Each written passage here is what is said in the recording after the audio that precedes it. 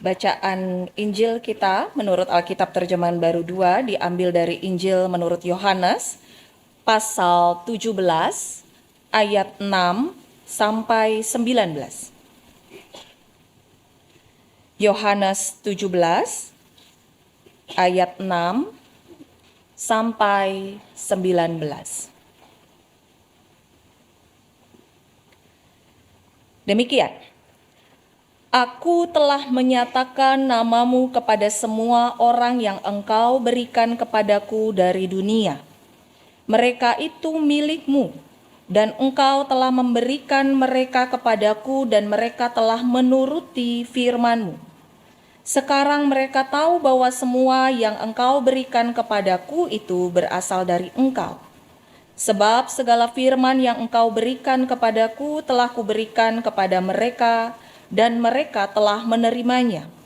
Mereka tahu benar-benar bahwa aku datang dari engkau, dan mereka percaya bahwa engkaulah yang telah mengutus aku. Aku berdoa untuk mereka, bukan untuk dunia aku berdoa, tetapi untuk mereka yang telah engkau berikan kepadaku, sebab mereka adalah milikmu. Dan segala milikku adalah milikmu, dan milikmu adalah milikku, dan aku telah dimuliakan di dalam mereka. Aku tidak ada lagi di dalam dunia, tetapi mereka masih ada di dalam dunia, dan aku datang kepadamu. Ya Bapa yang kudus, jagalah mereka dalam namamu, yaitu namamu yang telah engkau berikan kepadaku, supaya mereka menjadi satu sama seperti kita. Selama aku bersama mereka, aku menjaga mereka dalam namamu yang telah engkau berikan kepadaku. Aku telah menjaga mereka dan tidak ada seorang pun dari mereka yang binasa, selain dia yang memang harus binasa, supaya digenapi yang tertulis dalam kitab suci. Namun sekarang, aku datang kepadamu dan aku mengatakan semuanya ini sementara aku masih ada di dalam dunia, supaya penuhlah sukacitaku di dalam diri mereka. Aku telah memberikan firman-Mu kepada mereka, dan dunia membenci mereka, karena mereka bukan dari dunia, sama seperti aku bukan dari dunia. Aku tidak meminta supaya Engkau mengambil mereka dari dunia, tetapi supaya engkau menjaga mereka dari yang jahat. Mereka bukan dari dunia, sama seperti aku bukan dari dunia.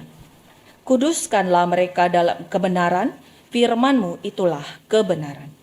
Sama seperti engkau telah mengutus aku ke dalam dunia, demikian pula aku telah mengutus mereka ke dalam dunia. Aku menguduskan diriku bagi mereka, supaya mereka pun dikuduskan dalam kebenaran. Demikian Injil Tuhan Yesus Kristus. Berbahagialah mereka yang mendengarkan firman Allah dan yang melakukannya. Haleluya.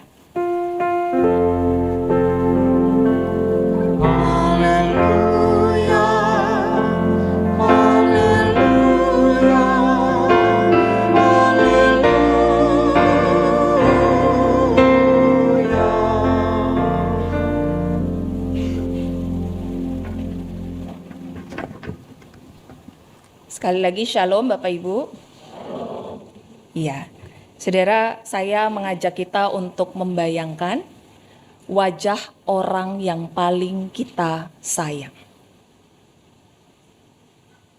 Mungkin itu keluarga kita, mungkin itu sahabat kita, mungkin itu pacar kita ya, atau orang di sebelah kita.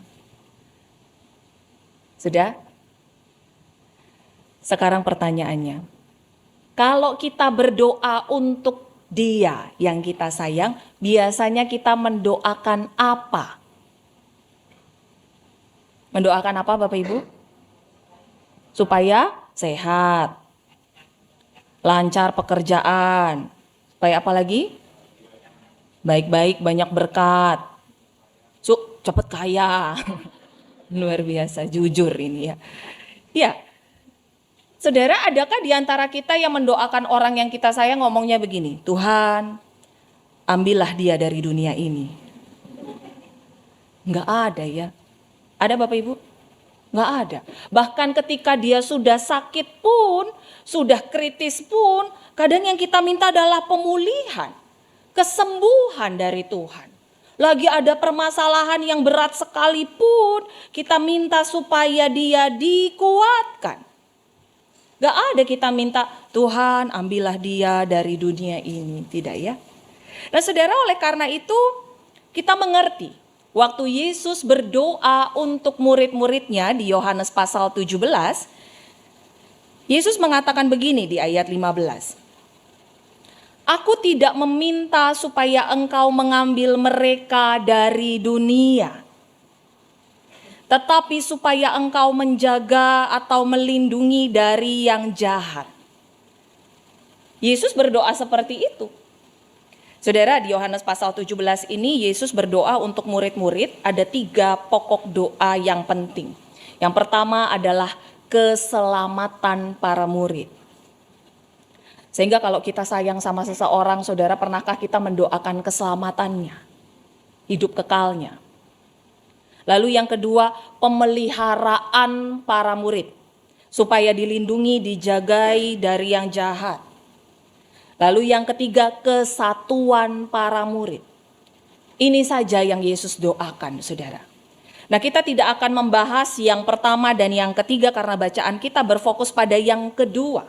Sekali lagi saya bacakan Yohanes 17 ayat 15. Aku tidak meminta supaya engkau, Yesus tidak meminta supaya Bapa mengambil murid-murid dari dunia, tetapi supaya engkau menjaga, bahasa TB2, melindungi, bahasa TB1, dari yang jahat.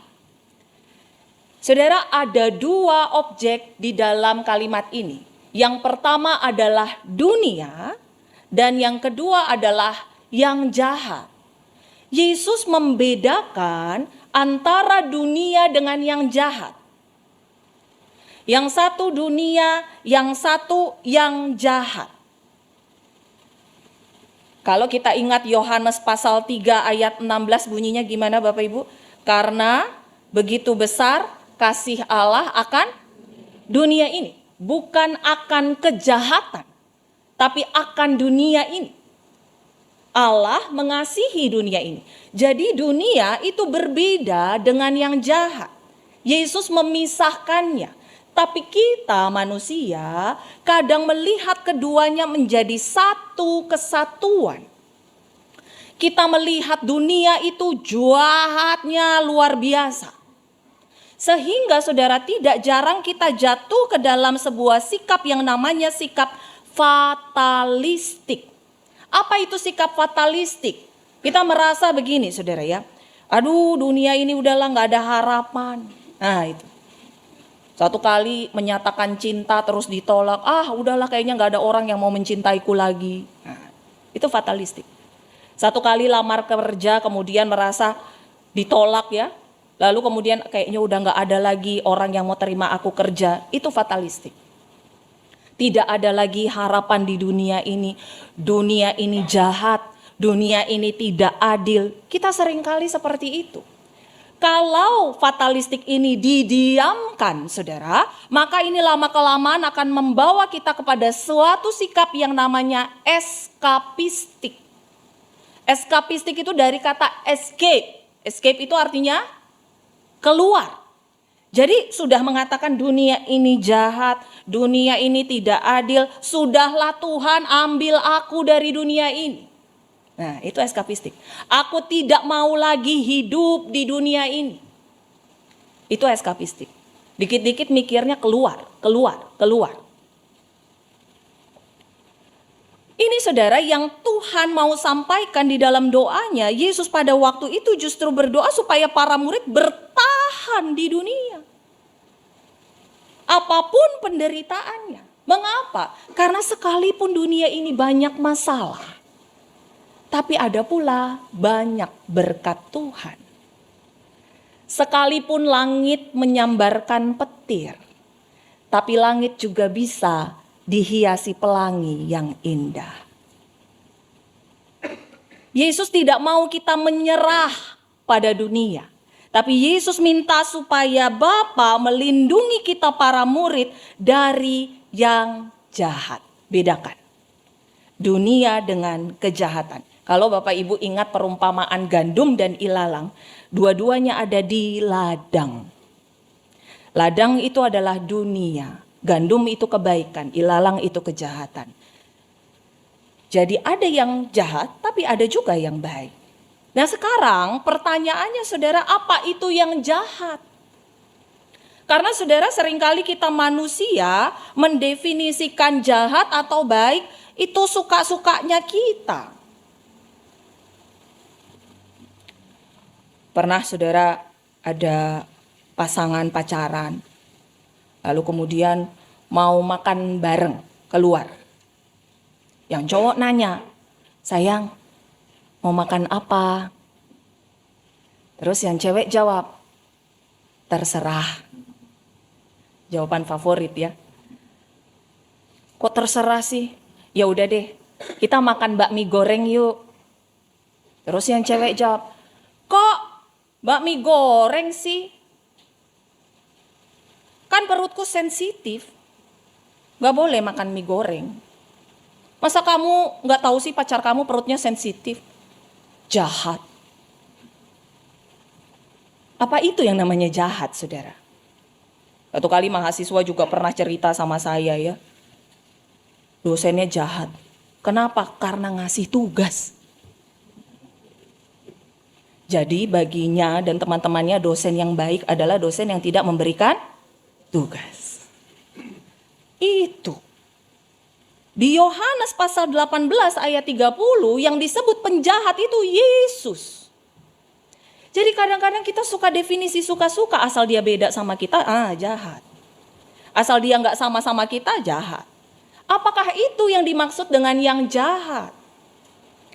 Saudara, tentu tidak. Di Alkitab kita dari perjanjian lama sampai perjanjian baru menggambarkan bahwa kebaikan itu Allah, kasih itu Allah. Sehingga kejahatan adalah segala sesuatu yang bertentangan dan melawan Allah. Bukan bertentangan dan melawan prinsip dan kehendak kita, bukan. Tapi bertentangan dan melawan Allah. Itulah yang namanya kejahatan. Kalau kita melihat kisah umat Israel keluar dari tanah Mesir, ya, lalu kemudian mereka bersungut-sungut, ngomel-ngomel. Itu dikatakan umat yang jahat. Bayangin Bapak Ibu, ngomel-ngomel aja udah dibilang jahat. Ngomel-ngomel sama Tuhan itu dibilang jahat. Jadi saudara, kejahatan tidak harus melanggar hukum pidana perdata. Kejahatan tidak harus bersifat amoral. Kejahatan tidak harus menyeramkan. Dan bahkan kalau tadi kita perhatikan dalam doa Yesus, sempat disebut secara tersirat Yudas Iskariot, yang menjadi contoh sebagai orang yang melakukan kejahatan. Siapa Yudas Iskariot? Murid Yesus. Apanya yang seram? Murid Yesus loh. Yudas Iskariot bukan anggota geng bersenjata. Yudas Iskariot bukan mafia. Yudas Iskariot adalah murid Yesus. Lalu apa yang Yudas Iskariot lakukan? Di Kisah Rasul pasal 1 yang tidak tadi kita baca bersama-sama, Yudas itu dikatakan meninggalkan kerasulannya. Maka hati-hati saudara kalau kita meninggalkan pelayanan ya. Bisa jadi memang itu pimpinan Tuhan, tapi bisa jadi itu jahat di mata Tuhan. Yudas pada waktu itu meninggalkan kerasulannya di Kisah Rasul pasal 1. Kenapa sih Yudas mengkhianati Yesus? Ada banyak saudara penafsiran, tapi menurut perspektif Injil Yohanes, di Yohanes pasal 12 ayat 6 dikatakan bahwa Yudas itu udah suka curi-curi uang yang dipegang di dalam kas para murid. Yudas itu adalah bendahara para murid dan dia suka curi-curi uang. Saudara, ada kan ya orang-orang yang ikut Yesus karena mau mendapat uang yang banyak, mau mendapatkan harta materi yang berlebih. Itu orang-orang yang mirip seperti Yudas. Aku mau ikut Yesus Kenapa? Iya, temanku kemarin ikut Yesus gajinya dari 5 juta naik jadi 10 juta gitu ya. Berkat Tuhan nyata. Ada orang-orang Kristen yang tipenya sukanya sama uang. Nah, itu jahat di mata Tuhan, saudara. Yudas Iskariot begitu kok, nggak menyeramkan dia. Apakah Yudas Iskariot melanggar hukum pidana perdata? Tidak. Bahkan banyak mungkin yang berterima kasih sama Yudas karena mau menyerahkan gurunya untuk disalibkan. Pejabat-pejabat tinggi agama yang berterima kasih sama Yudas karena Yudas mau menjual gurunya seharga 30 keping perak. Rasanya tidak, Yudas tidak melanggar hukum pidana perdata. Yang disangka melanggar hukum justru Yesus pada waktu itu. Makar istilahnya ya, disangka mau merebut kepemimpinan kerajaan. Tapi Yudas tidak. Jadi saudara, kejahatan itu tidak harus menyeramkan, tidak harus mengerikan, dan bahkan kejahatan yang kelihatan sangat seram menurut saya itu kejahatan level rendah. Kejahatan level tinggi adalah kejahatan yang tampak sebagai kebaikan. Iblis bisa digambarkan menyeramkan, tapi iblis bisa dikatakan berupa malaikat terang. Jadi kejahatan tidak harus menyeramkan, saudara. Kejahatan yang kelihatan tampak sebagai kebaikannya, kita orang gereja, senyum, ramah, kanan kiri, tapi gibah, fitnah, suka ngomongin yang jelek-jelek di belakang. Itu di luar. Kalau di dalam ruangan ini senyumnya tulus-tulus ya. Coba lihat kanan kirinya, senyumnya tulus. Nah, kan? Lalu pelayanan, aktif melayani, tapi hati semakin jauh dari Tuhan.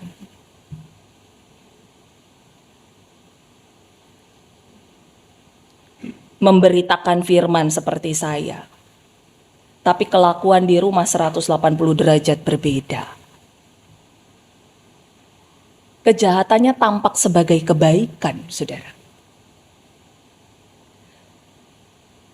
Nah, Yesus pada waktu itu berdoa supaya para murid dilindungi dari semua kejahatan.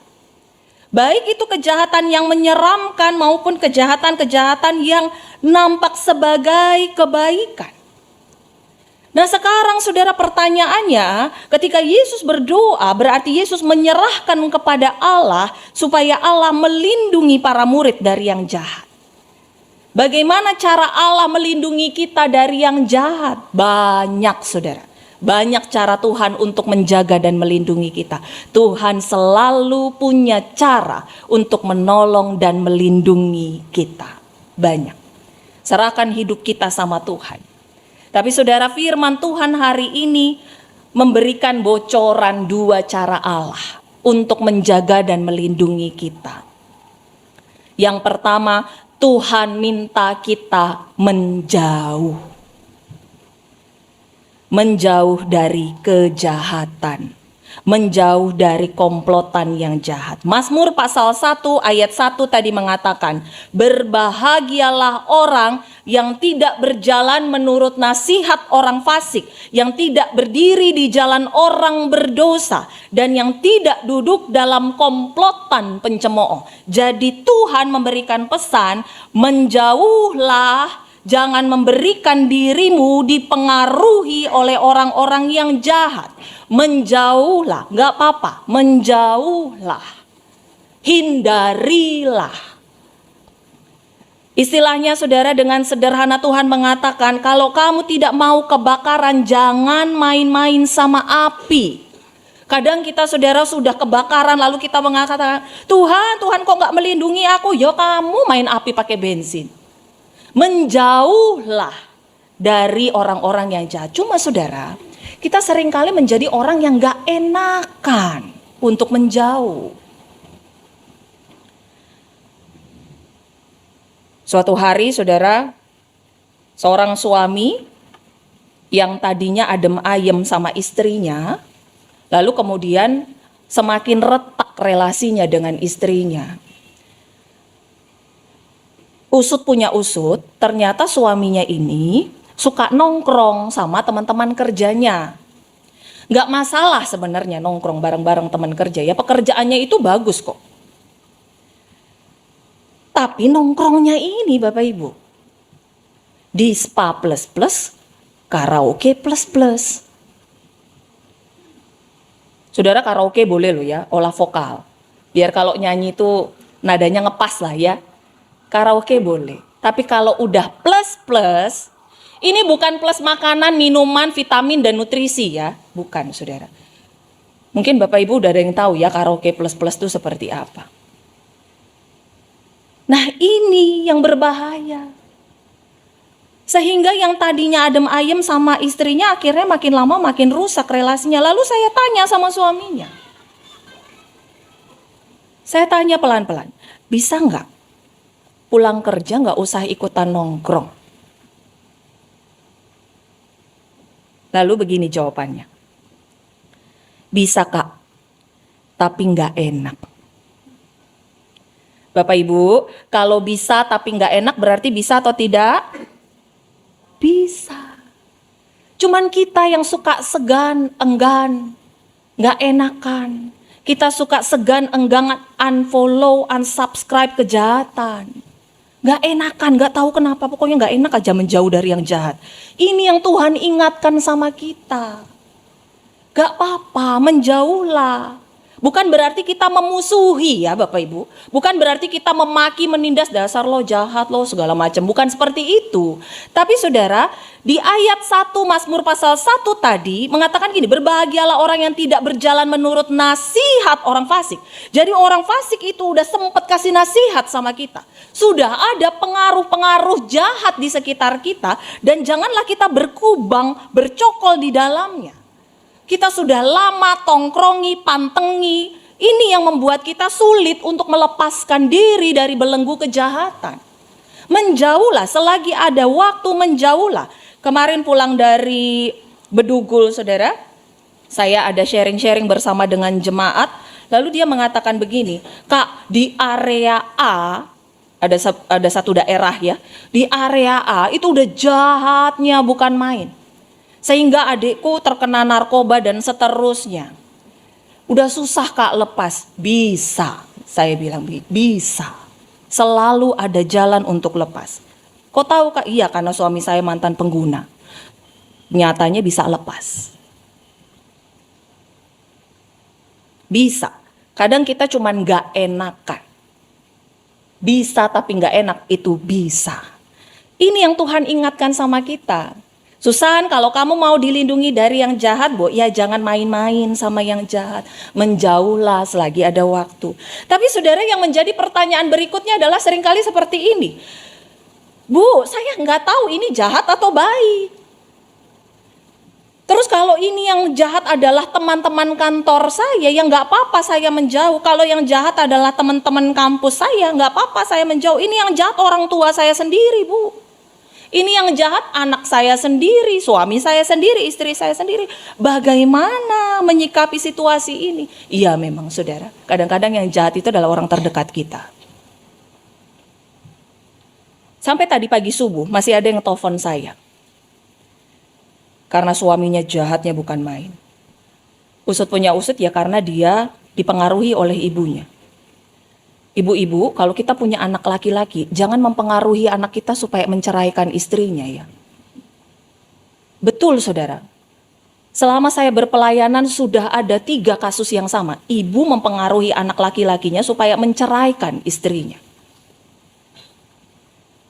Sampai tadi pagi masih ada yang seperti itu. Ini yang membingungkan. Dia adalah ibu kita, dia adalah orang terdekat kita, lalu kita harus buat apa? Oleh karena itu saudara, Mazmur pasal 1 tidak bisa dilepaskan dari ayat 1 dengan ayat 2. Ini adalah satu kesatuan, kita yang memisahkannya pakai angka. Tapi sebenarnya ini adalah satu kesatuan. Ayat 2 tadi mengatakan, tetapi yang kesukaannya ialah Taurat Tuhan, yang merenungkannya siang dan malam. Jadi setelah kita menjauh, maka kita tetap perlu mendekat. Atau kalau kita tidak tahu harus menjauh dari yang mana, maka kita harus mendekat pada firman Tuhan. Karena hanya firman Tuhan yang menjadi pedoman kita untuk menentukan mana yang benar, mana yang salah, mana yang jahat, mana yang tidak. Jangan hanya menjauh, tapi kemudian tidak mendekat sama firman Tuhan. Orang kemarin juga kami bicarakan ya, ada pelayanan pelepasan. Sudah lepas, tetap dekat sama firman Tuhan.